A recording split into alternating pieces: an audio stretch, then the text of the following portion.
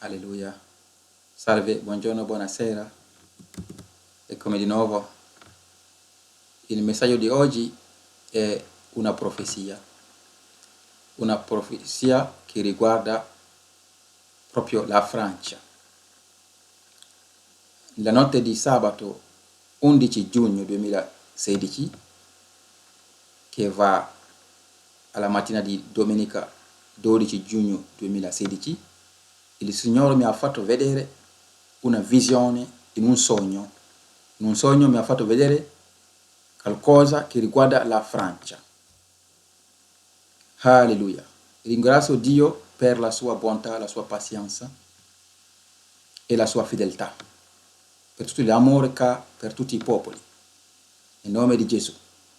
Alleluia. Amen. Allora, prima di andare avanti, leggo questi versi.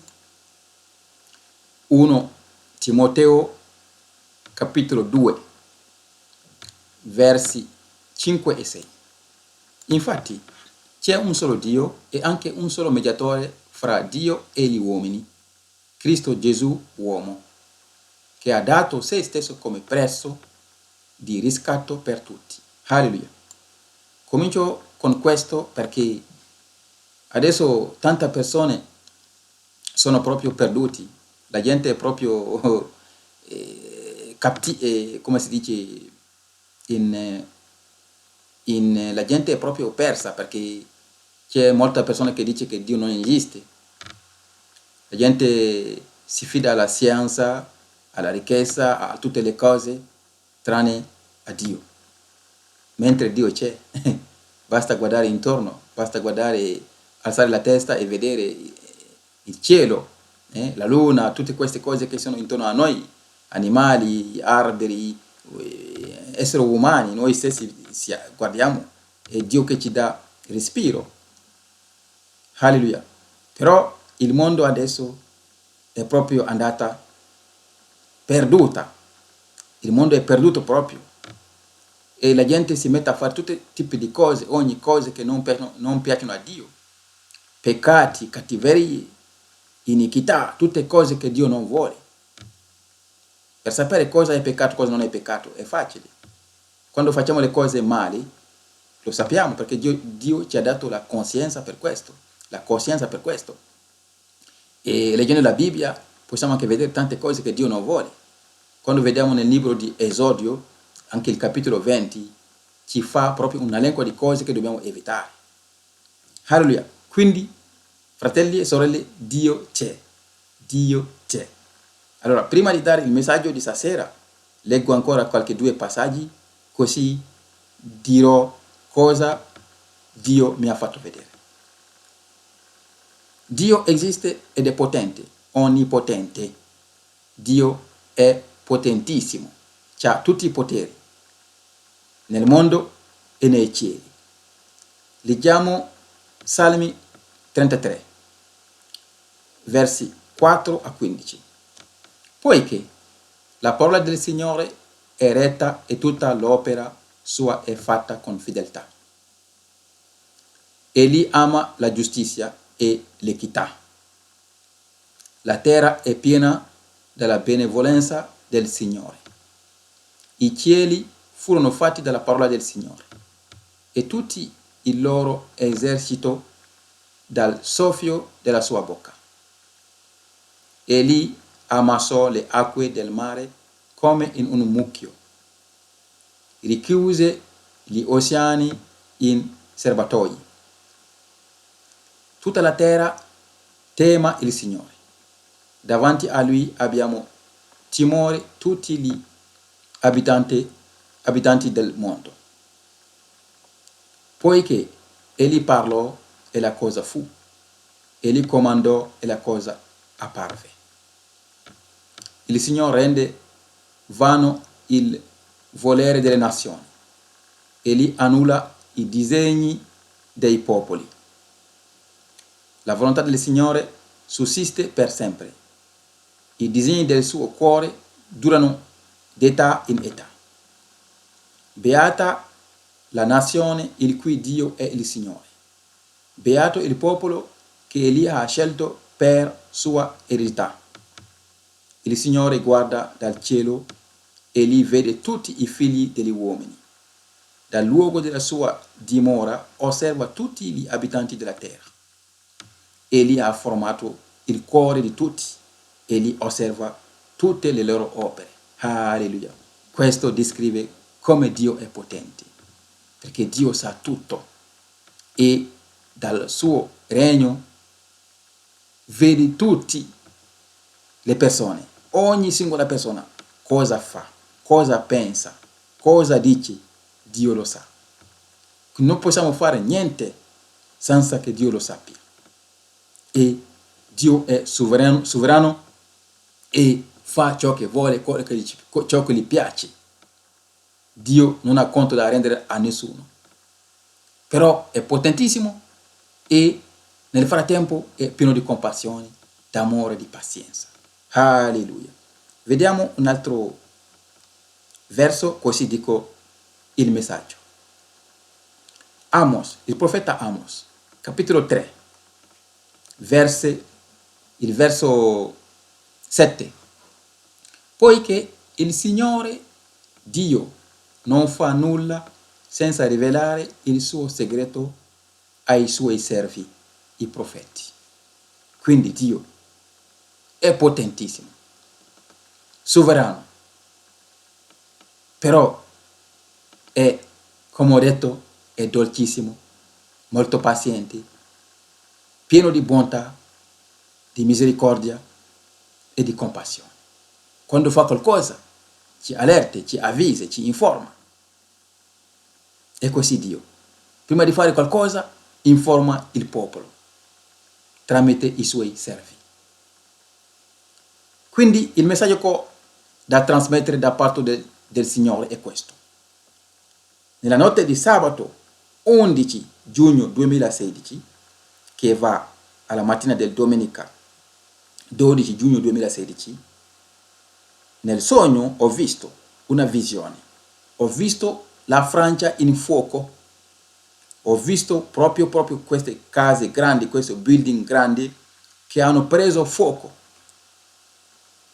E mentre mi stavo chiedendo cosa succede, mi hanno fatto capire dal cielo. Dio mi ha detto, tutta questa cosa qua è dovuto al fatto che ci stanno succedendo delle cose lì che non gli piacciono.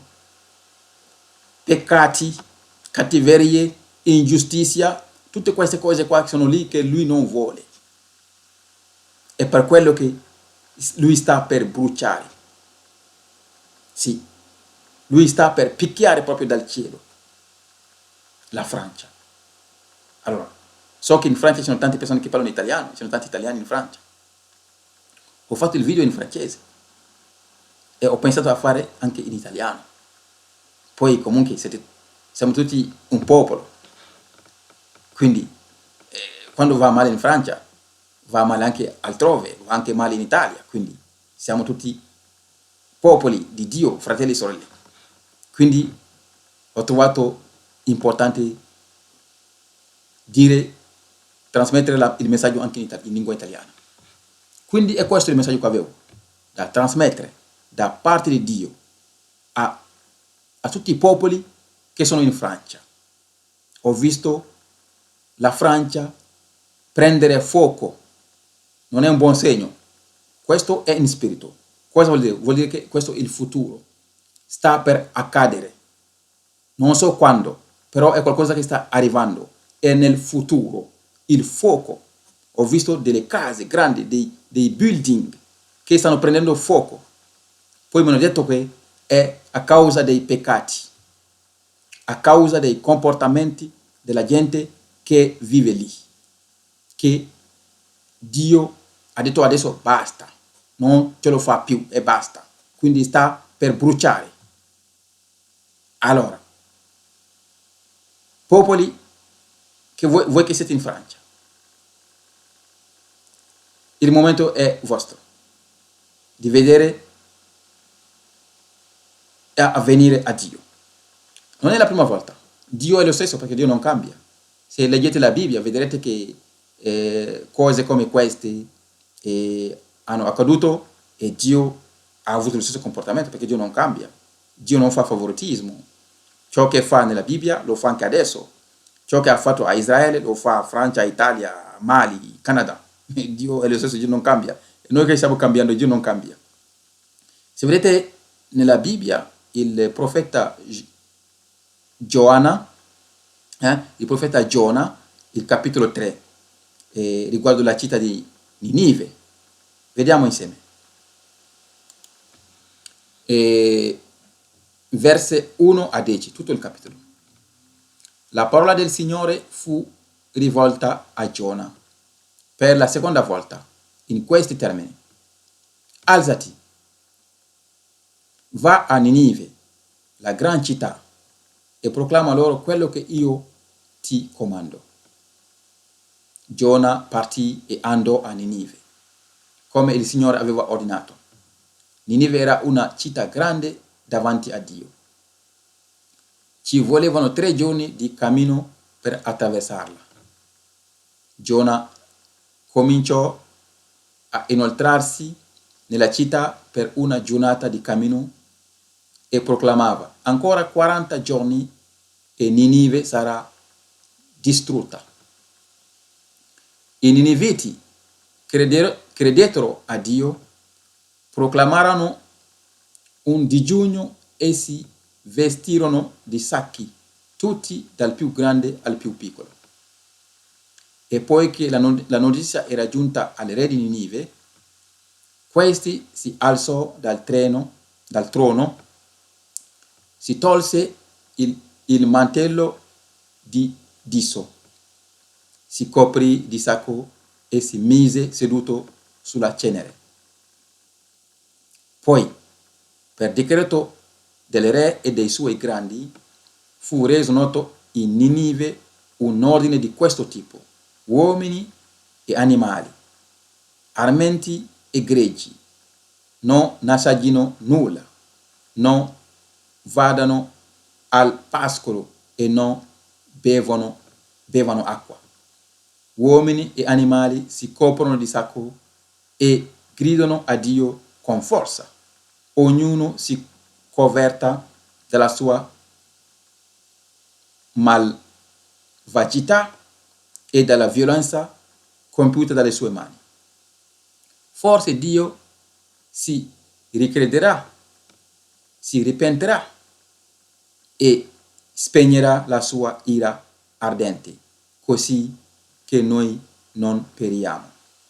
Dio vide ciò che facevano, vide che si convertivano dalla loro malvagità e si pentì dal male che aveva minacciato di fare loro e non lo fece.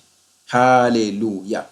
Quindi questo è un esempio tipico che proprio quadra benissimo con il caso attuale della Francia. Ecco, una città grandissima che si chiamava Ninive e la gente viveva tutte cose che non piacevano a Dio. Quindi hanno esagerato e in un certo momento Dio ha mandato il suo servitore, il suo servo, il profeta Jonas, e per andare a trasmettere il messaggio. E per fortuna loro, quando hanno sentito il messaggio, si sono pentiti subito, hanno cambiato comportamenti, hanno fatto il digiuno, si sono umiliati. E Dio, quando ha visto questo, visto che è pienissimo di compassione, Dio anche non ha picchiato, non ha fatto male. Allora, adesso mi auguro che anche il popolo francese faccia la stessa cosa che ha fatto il popolo di Ninive, che il re, che il presidente François Hollande, comincia a fare come il re di Ninive, che tutto il popolo, ministri, politici, tutte le persone che sono là, si pentino che smettono di fare le cose che Dio non vuole, perché Dio ha detto che sono tante cose lì che lui non vuole, peccati, iniquità, e cattiverie, ingiustizia, tutte tante cose che Dio non vuole si stanno passando adesso in Francia. Quindi ha detto che basta adesso, basta, perché lui sta per fare male. Questo è il messaggio che avevo da trasmettere da parte di Dio, del Signore Gesù Cristo, al popolo francese. Quindi, prima di terminare, vi richiamo ancora questa chiamata del Signore, ancora valida, perché il Signore è vivente e tra noi ci ama lo stesso come prima. Matteo 11, versi 28 e 29. Venite a me, voi tutti che siete affaticati e oppressi, e io vi darò riposo. Prendete su di voi il mio giogo e imparate da me, perché io sono mansueto e umile di cuore, e voi troverete riposo per le anime vostre. Gesù Cristo ha detto questo 2000 anni fa, è la stessa cosa anche oggi, perché il Signore è vivente, il Signore vive, è tra noi, con noi, per noi e in noi, ci ama ancora. Quindi, chiamo il popolo francese, quelli tra di loro, quelli tra di voi che non sono ancora venuti al Signore. È il momento per voi di venire al Signore. Smettete di fare il peccato. Date le vostre vite al Signore. Così avrete potere e vittoria sul peccato. Quelli che non sono ancora venuti al Signore. Adesso, quelli che sono venuti al Signore, anche voi, vi chiedo se state vivendo come Lui vuole. Perché se uno dice che lui è cristiano, deve avere come riferimento la Bibbia, perché è la parola di Dio, è la parola vivente. Quindi uno che si dice, uno che si chiama cristiano, deve vivere a secondo della Bibbia. Quindi non basta dire che io sono cristiano. Ha detto il Signore, anche lui l'ha detto in Matteo 7, 21. Non chiunque mi dice Signore, Signore, entrerà nel regno dei cieli, ma chi fa la volontà del Padre mio che è nei cieli. Quindi la volontà di Dio è lì, tutto descritto, scritto nella Bibbia, c'è tutto lì. Chi vive rispettando la Bibbia, conformandosi alla Bibbia, e vive a seconda della volontà del Padre, del Signore Gesù Cristo. Quindi è questo il messaggio che avevo stasera. Quei francesi che non sono ancora cristiani, che non hanno ancora scelto Gesù come Signore e Salvatore, è il momento di venire a Gesù. Quelli che si dicono ancora cristiani, adesso dovete vivere come lo dice la parola di Dio.